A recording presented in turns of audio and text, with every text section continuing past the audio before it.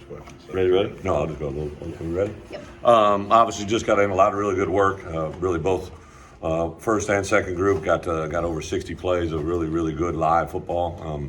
Our threes got a number of work as well. Thought we did a pretty good job with the ball as far as security. We attacked the ball good defensively. Had a penalties. First time we had the refs out there, so definitely an educational, especially with some of our younger guys, just cleaning up some holdings, a couple procedures, a couple finishes to plays. But overall, very excited. Got 9 practices down. Got 2 more weeks in front of us. But to have our first live scrimmage come out the way we did, and especially offensively, I thought both our quarterbacks, Luke did extremely well, did a lot of positives today, really just one negative that is an easy pickup. And then Donovan had 1 interception, responded really good after that, and played extremely well. He's really been awesome the first 3 weeks, so excited for those guys overall. With that, turn over questions. Just when you talk about those interceptions, like now would seem to be the time to learn how they bounce back from that. Like, what have you seen the response for those? I think, Brett, we only had 1, didn't we? I believe we only had one. We had 1, and I would say 2 things, right? Like the details of how it happened. It was just a little bit behind him, underthrown, a little bit late coming out. But with the quarterback, you always worry about how they respond. And his response was awesome. I think the next drive went down the field for a touchdown. So the mechanics of that was great. Really, overall, I think all spring we haven't had a lot of turnovers, a lot of interceptions. But when they have had some adversity, the guys have responded very well. I mean, you guys seem like you're putting a lot of trust in Donovan, just giving him, it seems like the opportunity to be there. Like, what have you seen just 3 years for him, bro? Well, first and foremost, he's just, I think his approach, his demeanor, his daily details have just enhanced and are at a different level than he's ever had. And not that we're putting it in him, he's giving us the trust, right? Like one of the things we always talk about is dependability, and he's giving us a lot of reasons for us to be reliable on him, depend on him. I think his teammates feel that way. It's fun to watch the interaction between him and Luke. Just really impressed with him overall, and not only him, but the way the players have responded around him. First live practice for 3 new coaches. And, yeah. How'd it go for those guys? Yeah, I've been very impressed. First and foremost, Archie. I coached inside backers really my whole career, so I told him, hey, you're going to burden this, right? And I literally learned from him on his interview, and it's been a steady process, extremely intelligent. I think our guys would tell you that the detail of his work is pretty impressive. And then, Step has been a immediate impact, literally from day one, the way he's responded to our guys. I think some of our older players, I've seen Isaiah Williams, some of those guys came back and they've talked to guys that he has coached and gave a little street cred walking in, but the growth of that wide receiver room has been pretty apparent since he's arrived. And then Clint, I can't imagine what we asked him to do. He literally came in 3 days before spring ball. Our outside linebacker group in general is a pretty strong group, but he's taken, I think, some of the things we did in the past, and he's tried to enhance that, as well as some new sub packages that we're using. So really excited about those 3 guys in general, and I know they're excited to be here. What are your thoughts on the wide receiver room, Brett? Just what you're asking them to do, new position coach, and Yeah. It seems like there's a lot of opportunity out there. Well, a lot of moving parts, right? So first with the transition at the position coach, right? But Step took that from day one. I think the familiarity that him and Barry had, even though it's kind of in different roles, kind of in a different way, but he was with Barry at ARC, so they had a familiarity. When that job came open, he was literally one of the first guys I talked about with Barry. So to have it come to life was pretty awesome. I think Pat Bryant in general has taken a step forward just in his overall leadership. I think he understands where he is in that room, how he needs to do it, and the young guys have responded very well. Malik Elsey's probably playing as well as he's played. Made a huge catch today in the red area. Ashton Hollins was having a good spring, kind of got rolled up today, so we're waiting to see where that's at. But overall, he's had a really good spring. Kanari Welcher had a nice, really good little screenplay today, but his game has jumped up. Hank Beatty has been impressive. And then I have a couple new guys, Kapka Jones, as well as Rio's been a little bit banged up with a hamstring, but his first impressions are definitely very positive. Coach, you've alluded to some position changes this spring. Can you give some specifics on who those kids are and how do you think they did today in their new spots? I'm trying to think who changed, because I've been watching them for 3 weeks. Well, Jared Beatty went from outside to inside, and that's been very positive. He's been kind of used baseline on our base defense, but also in some sub packages. He has good inside-outside value, so that's there. Daniel Brown has been kind of flexing the same way. He's been inside and outside linebacker. Really, on the offense side, it's been guys that have changed around positions within the offensive line. Nobody's really changed. I mean, guard to tackle, vice versa, but overall, everything's been pretty positive there. I think we want to find our top, 8 to 10 O linemen, but more than anything, find out our top 5, right? And that's kind of a day-to-day flow. Zeke Holmes, is he working up front or is he still Zeke is, outside? yeah. Zeke's playing outside linebacker, but he's also played some defensive end the last 2 weeks.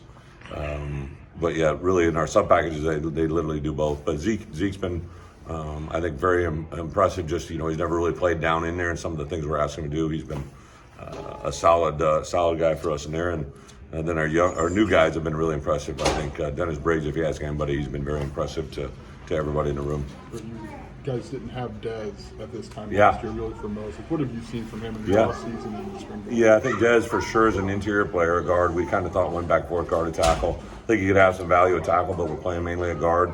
I think him, Zai, Brandon Henderson, to a certain level, Melvin Priestley, those 4 guys are kind of figuring out who's our best mix, right? Zai's playing outside, but he's also playing inside.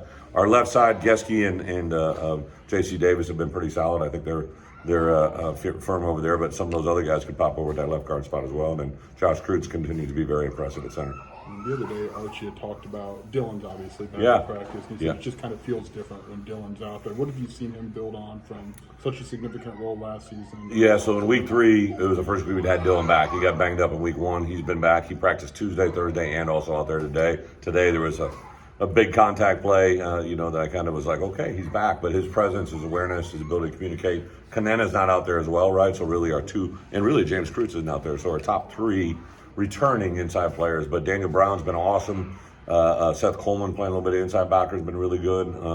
I think the maturity that Jared Beatty brings to that room was pretty apparent. And then really more than that, Ryan Mead, even though he's kind of played everything, he's been a really good steady voice for us.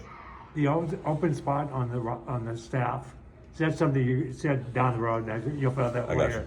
you. Yeah, really because the timing of it, I didn't see it coming, didn't see it happening, right? I really just wanted to finish spring ball. I literally got a folder of probably 24 names, right? Wow. I've had over 50, 60 people reach out to me, but I'm kind of narrowing down to guys I'm really genuinely interested in. And then Aaron and I will get together really on Monday. This week I just let him gather information, I gather information. But yeah, I've been blown away some of the people that reached out. But the other X factor is, not only is it in the season for us right now in spring, I think there's a lot of people that really probably might have interest, but they're in the middle of spring ball. They don't want to complicate the matters there. So Right. I'm going to let spring ball pass and then we'll move on. I'll probably hire someone in the middle because once our guys get done with spring ball, they're gone the next week anyway. So Sure. I want to get the right guy in. I'm going to take my time, kind of like I did with Clint's opportunity. I'm so glad that we took a little extra time because it obviously got us a great coach. You got some flexibility in there, though, right? 100%, yeah. That's The only thing is spring recruiting, but I can easily put a GA. I'd like to put a couple of our guys on the road anyway, so it works in our favor. Did you do the spring today with the headset and the Yeah. helmet today? How did that go? Yeah, we've really done it all through spring. So offensively, we let 2 of our quarterbacks have it, and we have 1 on defense. We only have 3.